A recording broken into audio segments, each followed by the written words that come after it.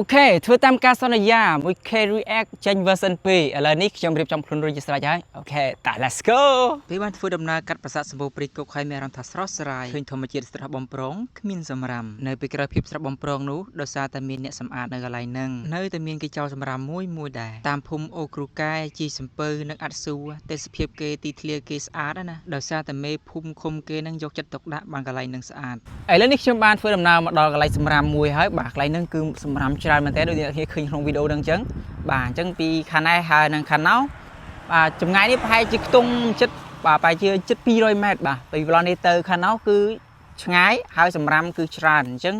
ខ្ញុំនៅធ្វើការសម្អាតនៅថ្ងៃនេះកន្លែងនេះអត់ដឹងថាខ្ញុំអាចធ្វើអស់ប៉ុណ្ណាទេប៉ុន្តែបានប៉ុណ្ណាខ្ញុំយកប៉ុណ្្នឹងឯងអូខេខាងទូរស័ព្ទដៃសុកជាមានលក់ទូរស័ព្ទដៃធូថ្លៃមានត្រឹមតែ 80000 ក៏អាចទិញ iPhone មកប្រើបានដែរទៅតាមស៊េរីទៅតាម model របស់វាអា 80000 ក៏មានអា 35000 ក៏មានអា 45000 ក៏មានចង់ទៅទិញផ្ទាល់ក៏បានចង់ទៅទិញ online ក៏បានមានការធានាជូនត្រឹមត្រូវជូនអ្នកទាំងអស់គ្នាហើយកន្លែងគាត់ក៏មានសេវាកម្មជួសជុលបដូរអេក្រង់អីផងដែរសម្រាប់ទីតាំងហាងរបស់គាត់វិញបើយើងចេញពីវិមានឯករាជ្យយើងត្រូវឆ្លងស្ពានស្ទឹងសែនសិនជិះហួសស្ពានស្ទឹងសែនបន្តិចហើយចម្ងាយប្រហែល 50-60 ម៉ែត្រនឹងមានផ្លូវបត់ឆ្វេងមួយនៅកន្លែងកលក់កង់នឹងឯងធ្វើការបត់តាមនឹងមកហើយជិះតាមផ្លូវនឹងរហូតមកមើលខាងឆ្វេងដៃយើងនឹងឃើញហាងរបស់គាត់ហើយបើយើងមកពីខាងសៀមរាបនិងព្រះវិហារវិញយើងធ្វើការមកដល់កន្លែងវងមូលអាចារ្យលះយើងធ្វើការបត់ឆ្វេងហើយជិះមកដល់កន្លែងសាលាកំពង់ធំហើយយើងជិះហួរមុខទៀតមកដល់កន្លែងវត្តកំពង់ធំមកមុខទៀតឃើញធនាគារអ៊ូរីហើយយើងជិះឲ្យជិតដល់ស្ពានទៅមើលខាងស្ដាំដៃទៅមានផ្លូវបត់មួយនឹងឯងជាទស្សនវិជ្ជាសម្រាប់មុនពេលដែលខ្ញុំសម្អាតភាពចង់ឲ្យអ្នកនរគ្នាមើលសិនថាតើសម្រាប់មកប៉ុណ្ណាអញ្ចឹងណា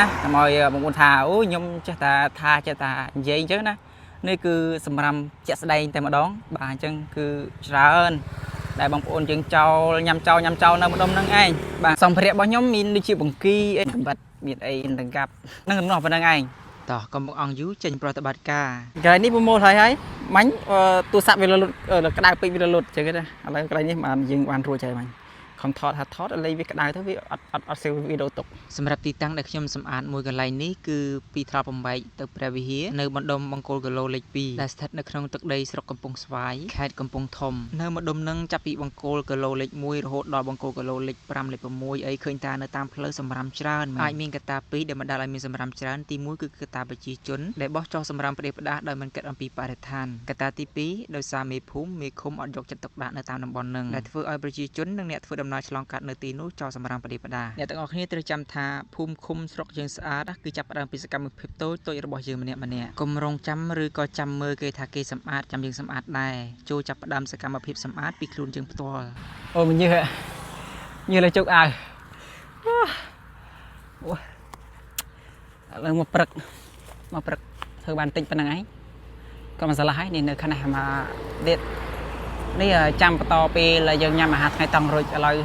ទៅរកអាហារថ្ងៃត្រង់ទៅសិននៅក្នុងធុងនឹងហៅធុងធំទេតែក្នុងហ្នឹងគ្មានអីក្រៅពីនេនរឹងទុកឌីមានចក្រានហ្គាសមួយមីចឹងយើងក៏បានបាយដែរយើងញ៉ាំមីយើងមានសម្ភារៈ camping របស់យើងឈៀលជាមួយនឹងសម្រាមអាហ្នឹងមិន sponsor ទេបងប្អូនអូបងប្អូនទីកុំឆ្ងល់ថាអូយធ្វើអញ្ចឹងមាន sponsor មានអីទេណែថ្ងៃហើយលងួយដេកតែដេកអត់មានកន្លែងដេកទេអញ្ចឹងនេះ Just Cafe អូបងហ៊ុនឲ្យបាទសូមអរគុណដល់បងហ៊ុនឲ្យបានកញ្ចប់ខ្ញុំផឹកម្ដងមួយឲ្យទៅដល់ព្រាខ្ញុំផឹកអានេះអញ្ចឹងដល់មកអាហារថ្ងៃត្រង់ឯងឈៀលជាមួយនឹងធម្មជាតិដ៏ស្រស់បំព្រងសោផ្អោងអូជាតិញ៉ាំមកនឹកឃើញអាកតោបក្មេងៗពី BB នោះញ៉ាំអស់សិនចាំគិតក្រោយហើយនេះអត់មានសម្រាមច្រើនអញ្ចឹងមូលហេតុគឺពេលដែលញ៉ាំរួចអញ្ចឹងគឺពេញញ៉ាំហើយមកសម្រាប់ឈៀលមើលសម្រាមបន្តិចដែរសិនបន្ទាប់ពីសម្រាប់បន្តិចហើយក៏ដំណើរការងារបន្តទៀតកាលពីដែលខ្ញុំបានធ្វើវីដេអូបោះសម្រាមលើកទី1មកមានបងប្អូនខ្លះក៏និយាយបែបលេងសើចអ្នកខ្លះទៀតក៏និយាយបែបចំអកអ្នកខ្លះនិយាយថាអូនប្រកែសម្អាតអញ្ចឹងណាទៅមុខផ្ទះបងនៅសិតតែសម្រាមពេលខ្លះខ្ញុំឆ្ងល់បងប្អូនយើងដែរទីធ្លាមុខផ្ទះខ្លួនឯងសោះស្អាតមុខផ្ទះខ្លួនឯងសោះអត់សម្អាតបែរជាចង់ឲ្យគេមកសម្អាតជំនួសចុះបើអ្នកជួអាចតែត្រូវឲ្យគេទៅលាងគូតឲ្យដែរមែនឬមួយបើសិនជាមានខោអាវប្រឡាក់តែត្រូវឲ្យអ្នកផ្សេងគេទៅបោកជំនួសយើងឬក៏យើងបោកខ្លួនឯងការសម្អាតនេះគឺជាកាតព្វកិច្ចរបស់ប្រជាជនទាំងអស់គ្នាមិនមែនជាទូនាទីឬក៏ការងារបុគ្គលណាម្នាក់នោះទេបរិស្ថានស្អាតគឺជាអំណោយដ៏មានតម្លៃសម្រាប់សង្គមមកទល់ពេលនេះម៉ោង 1:55 នាទីហើយ ហើយនៅផ្នែកខាងលើនេះខ្ញុំសម្អាតបានពីនោះមកហើយជា100 ម៉ែត្របាទអញ្ចឹងខ្ញុំសម្អាតតាខាងលើសិនហើយនៅជួរខាងក្រោមនោះសម្រាប់នៅសសម្រុះទេតែខ្ញុំសម្អាតតាខាងផ្នែកខាងលើតាមចាំផ្លូវសិនអញ្ចឹងថ្ងៃនេះខ្ញុំអត់អាចទៅដល់ផ្នែកខាងនោះទេព្រោះថាឆ្ងាយដែរហើយបន្តសម្អាតខាងក្រោមនេះទៅដល់កន្លែងនោះវិញដល់នេះនោះវិញអញ្ចឹងឃើញនៅតាមបន្លែនៅតាមគៀនខាងនោះសសម្រុះសម្រាប់អញ្ចឹងការរើសសម្រាប់មិនមែនជារឿងតូចទេតែជាទង្វើដ៏មានន័យប្រជាពលរដ្ឋល្អមិនត្រឹមតែមិនចោលសម្រាប់ប្រទេសផ្ដាទេថែមទាំងជួយរើសសម្អាតវាថែមទៀតផងការផ្លាស់ប្ដូរដ៏ធំចាប់ផ្ដើមពីសកម្មភាពតូចមួយនឹងឯងបរិស្ថានស្អាតធ្វើឲ្យជីវិតរបស់យើងរីករាយជាងមុនកុំគិតថាខ្លួនយើងម្នាក់ឯងមិនអាចផ្លាស់ប្ដូរអ្វីបាននោះហើយសកម្មភាពរបស់អ្នកក៏ជាគំរូសម្រាប់អ្នកដទៃផងដែរចំណាយពេលត្រឹមតែ5នាទីអាចធ្វើឲ្យកន្លែងមួយស្អាតឡើងវិញហើយសហគមន៍រឹងមាំចាប់ផ្ដើមពីបរិស្ថានស្អាតឥឡូវនេះមេឃគឺមេរោគភ្លៀងហើយក្នុងទឹកខ្យល់ខ្លាំងមែនទែនឥឡូវខ្ញុំអាចធ្វើបានរួចមកទាំងអស់ហ្នឹងទេបាទសល់បន្តិចអញ្ចឹងណាប៉ុន្តែខ្ញុំធ្វើបានអានេះច្រើនសំដែរ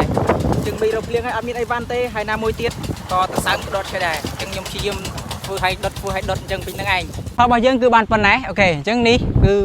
អ្វីលទ្ធផលដែលយើងបានបង្ហាញពីព្រឹកដែលខ្ញុំបង្ហាញពីព្រឹកអញ្ចឹងខ្ញុំបានធ្វើការសម្អាតវាមិនស្អាតទាំងអស់នោះទេបាទអញ្ចឹងតែវាអាចបានថា90%ដែរបាន 90% ដែលអាចធ្វើឲ្យកន្លែងនឹងវាមានថាទេសភាពស្អាតវិញនេះខាងខោទឹកនោមដុតអត់ឆេះនោះអានោះខោទឹកនោមដែរពី 3B យកមកចោលដុតអត់ឆេះដល់មកទៅនេះដោយសារខ្ញុំអត់បានធ្វើអត់ទាន់ដោយសារតែមេរោគភ្លៀងនោះមេរោគភ្លៀងមកខ្ញុំប្រញាប់ទៅវិញដោយសារមេរោគភ្លៀងខ្លាចទៅទឹកអីវ៉ាន់ហ្នឹងអត់មានដាក់អីមកទេអញ្ចឹងនេះខាងក្រោមនោះអត់បានសម្អាតតែខាងលើនេះគឺខ្ញុំសម្អាតឲ្យហើយបានរហូតដល់ផ្នែកខាងនោះមិញបាទអញ្ចឹងខាងលើគឺបានស្អាតគ្រាន់បើហើយពេលជិះម៉ូតូមកវិញនិយាយថាភ្លៀងដេញពីក្រោយរហូតមកដល់ផ្ទះមេឃភ្លៀងល្មម